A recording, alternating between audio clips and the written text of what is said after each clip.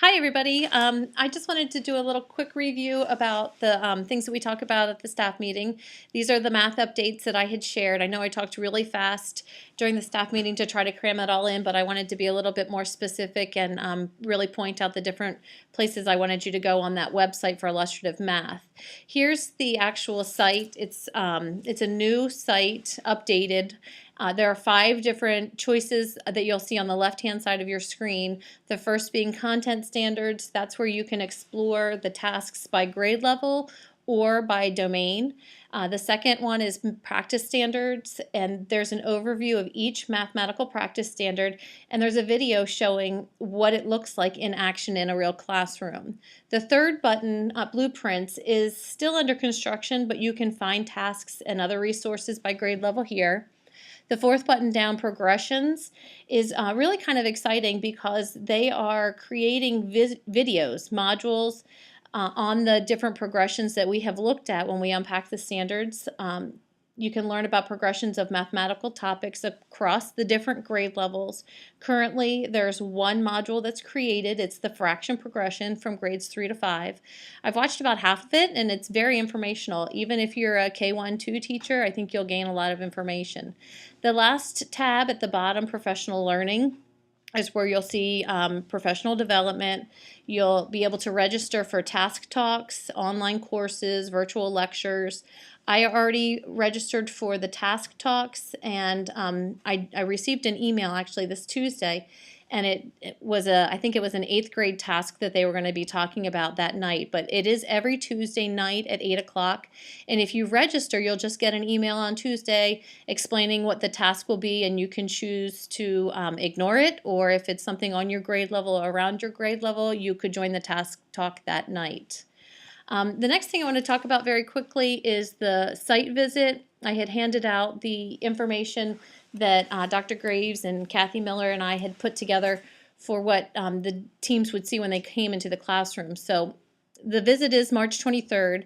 There were 2 different questions we had to answer. The first one was, what should the teams see in classrooms that will let them know that students are learning? And then, what will the teachers be doing that will demonstrate that they are implementing the school's instructional model? So in order to answer those questions based on math, I wrote about the different professional development that we have been doing at HOB and across the district over the last couple of years. So when you walk into a classroom at HOB, you should hear students talking to one another to clarify and share their own thoughts, and students should be orienting to the thinking of others. Teachers are facilitating this productive discourse by pressing for reasoning, asking why, how do you know, what evidence do you have to support, etc., and helping students to engage with the reasoning of others. You should see students grappling with real-life problems, using tools, math manipulatives, graphic organizers, technology appropriately, and being reflective and thoughtful when making connections. Teachers are checking for understanding in a variety of ways, allowing students time to struggle, while leading students toward the correct path using discovery learning versus providing shortcuts. You should feel a culture for learning. Teachers and students have developed classroom norms and created an environment where it is safe to take risks and it is accepted to be wrong. When we spoke at our math cadre meeting on that last snow day that we had, James Dick, who is the education associate for math, had discussed that he noticed when he went into math classrooms across the state that many of the students were doing math problems that were at a very low level. He was noticing that they were more procedural and skill problems versus application problems. So that was just a generalization he was able to make so far. The next thing was we looked at the different claims for mathematics. There are actually 5 claims. The first one is an overarching one that students can demonstrate progress toward college and career readiness in math. And then there are 4 other claims, claim 1, 2, and 3 and 4. When the students get their Smarter Balanced scores, they're going to be based on these claims.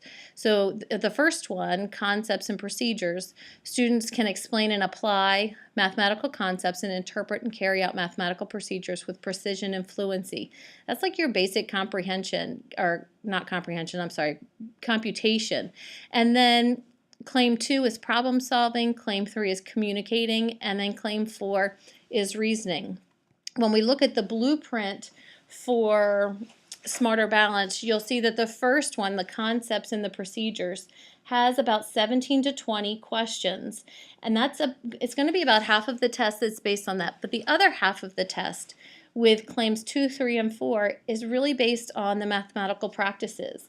You can see that problem solving and modeling and data analysis have been combined because of content similarity and to provide flexibility for item development. There are still 4 claims, but only 3 claim scores will be reported with the overall math score. And then also you'll see that 2 and 4 and claim 3 together, there are 8 to 10 questions for each of those, but overall each individual student's test will have 18 to 20 questions on those mathematical practices.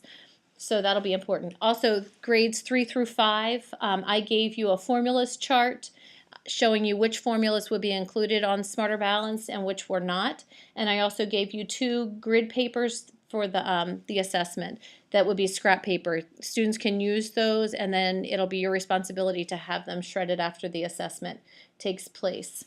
And then to kind of wrap it up, I just explained that top one, but I know that some of you have had your math PLCs yesterday, and some of you are going to be doing them later this week on Thursday. I would really, really love to see any notes or any minutes that you took on your math PLC and what direction you're moving in. And I want to know how it went. I wanted to know how the problem went, and if you have any student work that you'd like to share, or if you have something posted in your room and you want me to come look at it, I would love to see it. It'd be nice to have some pictures, and I can even come take those pictures for you from kindergarten all the way through 5th grade, so we can see that progression of how our students at HOB are solving problems. And thanks for listening. I'll try to do this again sometime.